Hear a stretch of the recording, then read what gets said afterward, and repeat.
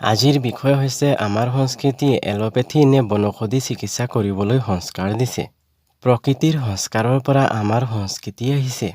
উদাহৰণস্বৰূপে সাজ-পোছাক পিন্ধাৰ সংস্কৃতি জলবায়ু আৰু প্ৰকৃতিৰ সংস্কাৰৰ পৰা আহিছে। ঠিক সেইদৰে বিহু নাচ-গান ইত্যাদি প্ৰকৃতিৰ সংস্কাৰৰ পৰা অহা সংস্কৃতি হয়।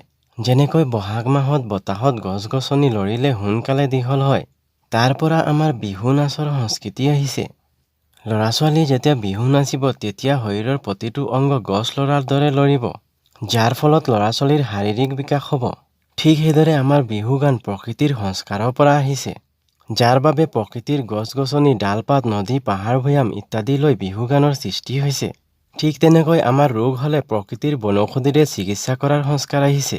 উদাহৰণস্বৰূপে কুকুৰ-মেকুৰীয়ে স্বাস্থ্য বেয়া হ'লে বনত গৈ ঘাঁহ খাই বমি কৰি নিজৰ স্বাস্থ্যক ভাল কৰে। এই জীৱ-জন্তুৰ পৰা গম পোৱা গৈছে যে পৃথিৱীত থকা সকলো জীৱ-জন্তুবিলাকে নিজৰ স্বাস্থ্য ৰক্ষাৰ বাবে বনত গৈ বনৌষধিৰে নিজৰ চিকিৎসা কৰি লয়। প্ৰকৃতিৰ জীৱ-জন্তুসমূহৰ পৰা অহা সংস্কাৰসমূহৰ পৰা বুজিব পৰা যায় যে মানুহে ৰোগ হ'লেও প্ৰকৃতিৰ বনৌষধিৰ চিকিৎসাহে কৰিব লাগে। তেতিয়া মানুহৰো জীৱ-জন্তুৰ দৰে ৰোগ এদিন কমি আহিব।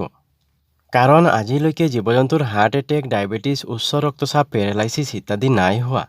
প্ৰকৃতিৰ সংস্কাৰৰ পৰা বুজিব পৰা যায় যে আমাৰ সংস্কৃতিয়ে বনৌষধিৰ চিকিৎসা কৰাৰ সংস্কাৰ দিছে। সেইবাবে আমি যিমানেই বনৌষধিৰ চিকিৎসা কৰিম সিমানেই আমি নিৰোগী থাকিম আৰু এদিন ভৱিষ্যত প্ৰজন্ম নিৰোগী হ'ব।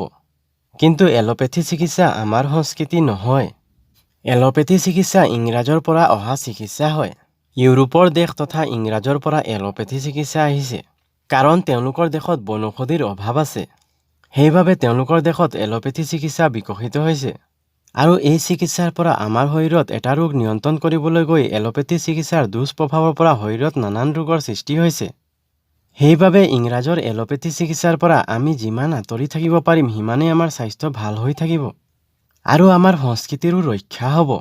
লগতে এলোপেথিৰ পৰা যিখিনি ধন ইউৰোপ, আমেৰিকাত গৈছে সেই ধনসমূহ বিদেশত যোৱাৰ পৰা ৰখি যাব। সেইবাবে আমি নিজৰ সংস্কৃতিক যিমানেই ধৰি ৰাখিব পাৰিম সিমানেই আমাৰ স্বাস্থ্য ভাল হোৱাৰ লগতে দেশৰ উন্নতি হ'ব। আৰু আমি সম্পূৰ্ণ নিৰোগী হৈ থাকিব হ'লে আমাৰ সংস্কৃতিমূলক খানপানৰ সংস্কাৰসমূহ ল'ব লাগিব। তাৰ বাবে আমি সেউজীয়া শাক-পাচলি, ফল-মূল ইত্যাদি ভৰপূৰ মাত্ৰাত সেৱন কৰিব লাগিব, যাৰ ফলত আমি নিৰোগী হৈ থাকিব পাৰিম।